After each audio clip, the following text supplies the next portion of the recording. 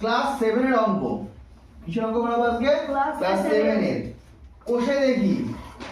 কোষে দেখি 1.1 এর কত দাগ? এক দাগ। পেজ নাম্বার কত রে? 4। এক দাগের অঙ্ক কি বলেছে? যে সীতারা বেগম ফলের দোকানে 60টি পেয়ারা ছিল। সীতারা বেগমের ফলের দোকান আছে, তার 60টি পেয়ারা ছিল। তিনি তার মোট পেয়ারার 1/4 বিক্রি করেছেন। তাহলে মোট যা পেয়ারা তার 1/4 কি করে ফেলেছে? বিক্রি করে ফেলেছে। তার কাছে আর কতগুলি পেয়ারা পড়ে রইল? তাহলে মোট পেয়ারা কয়টি? 60টি। মোট পেয়ারা 60টি, তাই তো? তাহলে এই পেয়ারার 1/4 বিক্রি করে ফেলেছে। তাহলে কি পেয়ারার, তাই তো? এর রয়েছে না, এর মানে কি হয়? গুণ। তাহলে এই গুণের 1/4, তাহলে 1/4 এইটা। তাহলে 4 দিয়ে 60 কে ভাগ করো। একদম মনে মনে মুখে মুখে করা যায়। 4 15 60 না? 15 কে 15 15 30 3 15 45 4 15 60। তাহলে আমি 4 দিয়ে 60 কে কাটলে কত হবে? 15 হবে। তাহলে 15টি, এই 15টি কি বলেছে? 15টি পেয়ারা 1/4 পেয়ারা বিক্রি করলেন। তাহলে এতটি পেয়ারা বিক্রি করলেন। এবারে বলেছে কি তার কাছে কতগুলি পেয়ারা পড়ে রইলো, এটা তো বিক্রি করেছেন, তাই তো? 1/4 বিক্রি করলেন। তাহলে পেয়ারা পড়ে রইলো কয়টি? ছিল কটা? 60টি। বিক্রি করেছে কয়টি? 15টি। থাকলো কটা? তাহলে 45টি। 45টি কি পড়ে রইলো। বোঝা গেছে? এবারে 2 দাগটা আমি একবারে বুঝিয়ে দেবো। বলেছে মা আমার কাছে 60 টাকার 1/5 এবং দাদার কাছে 45 টাকার 7/9 দিয়েছেন। মা কাকে বেশি টাকা দিয়েছেন হিসাব করি। কাকে বেশি দিয়েছেন দেখি। তাহলে প্রথমে আমাকে যেটা দিয়েছে সেটা আমি দেখি আগে কত দিয়েছে। তাহলে মা আমাকে দিয়েছে, মা আমাকে দিয়েছে কটা? দিয়েছে 60 টাকার কত? টাকার, এর রয়েছে না টাকার, এর মানে কি? গুণ তো। এর মানে আমরা গুণ শিখে এসেছি। তাহলে 60 টাকার কত? 5/6। 6 দিয়ে 60 কে ভাগ করলে কত হয়? 10। তাহলে কত টাকা দিয়েছে আমাকে? 5 10 50 টাকা, তাই তো? বোঝা যাচ্ছে? এইবারে দাদাকে দিয়েছে কত টাকা?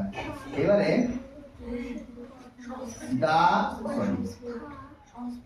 দাদাকে দিয়েছে কত? 45-এর 7/9, 5 9 45। তাহলে কত টাকা? 35 টাকা। তাহলে আমাকে দিয়েছে 50 টাকা, দাদাকে দিয়েছে 35 টাকা। মা কাকে বেশি টাকা দিয়েছেন? আমাকে বেশি। তাহলে মা আমাকে বেশি টাকা দিয়েছেন।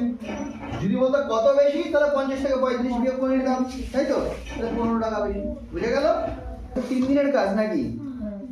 তাহলে 3 দিনের কাজটা কি যোগ হবে তো? হ্যাঁ, তাহলে মোট কাজটা পাওয়া যাবে আমার। তাহলে তিনি 3 দিনে মোট কাজ করেছেন। 3 দাগ, পেজ নাম্বার 4, ক্লাস 7, কোষে দেখি 1.1। তাহলে তিনি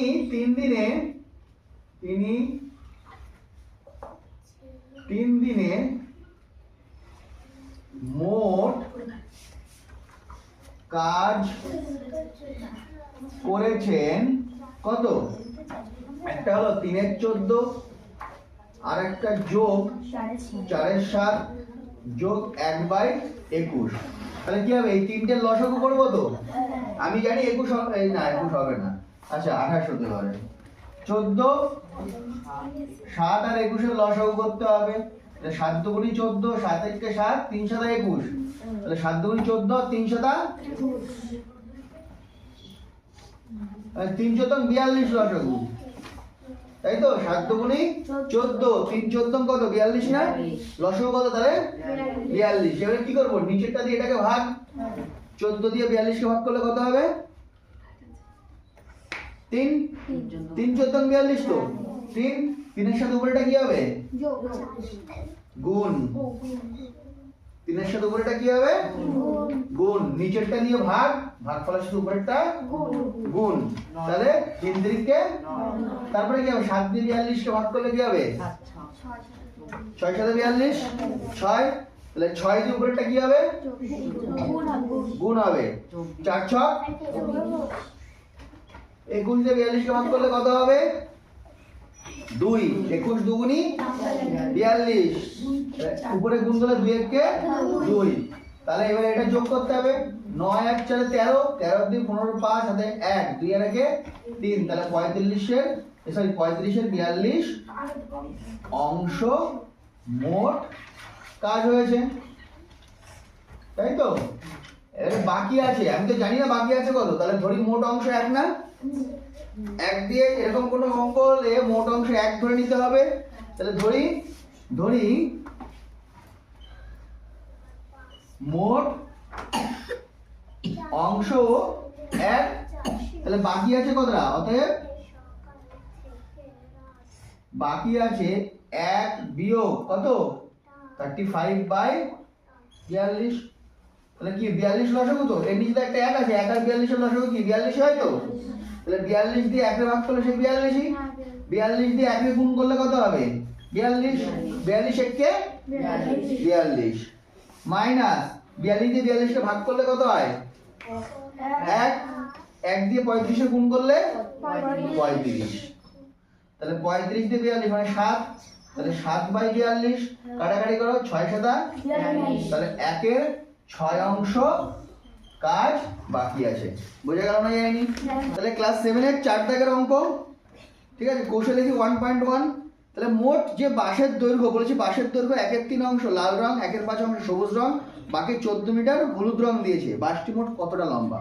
খুব ভালো অঙ্ক এই অঙ্কটা, তাহলে মোট কতটা অংশ রং করেছে সেটা আমি আগে বের করব, তাহলে মোট রং করা হয়েছে কতটা 1/3 যোগ 1/5, তাহলে 3 আর 5 এর লসাগু কত 15 না, তাহলে আমি 15 করলাম, 3 দিয়ে 15 কে 3 5 15, 5 1 কে 5 যোগ 5, 3 5 15, 3 3 1 কে 3, তাহলে 5 8/15 অংশ কি মোট রং করা হয়েছে। কত অংশ ধরে রং করা হয়নি এভাবে বের করতে হবে, সেটা বের করতে গেলে মোট অংশ 1, বাঁশটির মোট অংশ আমি 1 ধরে নিতেই পারি, তাহলে বাঁশটি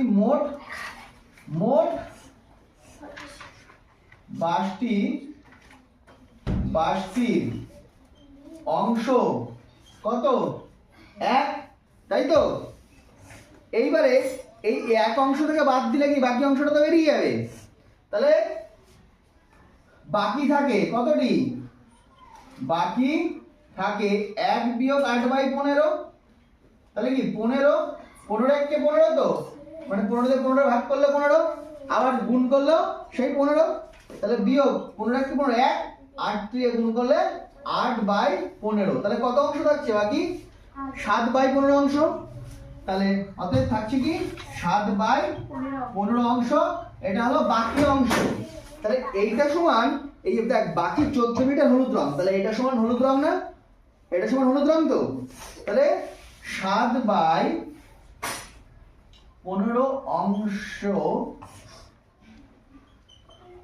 তে হলুদ রং হয়, হলুদ রং হয় কত মিটার, দেখ 14 মিটার বলেছে, তাই তো। তাহলে এত অংশ নাই পেয়ে গেলাম 14 মিটার হলুদ রং, বাঁশটি মোট কতটা লম্বা 1 অংশ লম্বা তো মোট, হ্যাঁ, তাহলে 1 অংশতে মোট বাঁশটি হবে কত 14, এবার যদি গুণ দেই তাহলে নিচেরটা উপরে আর উপরেরটা নিচে চলে আসবে, তাহলে 7 দুগুণী 14, তাহলে 15 দুগুণী 30 মিটার মোট লম্বা বাঁশ, বোঝা গেল। যেখানে না বুঝতে পারবি বলবি, সেখান থেকে আবার বোঝানো হবে। নে কর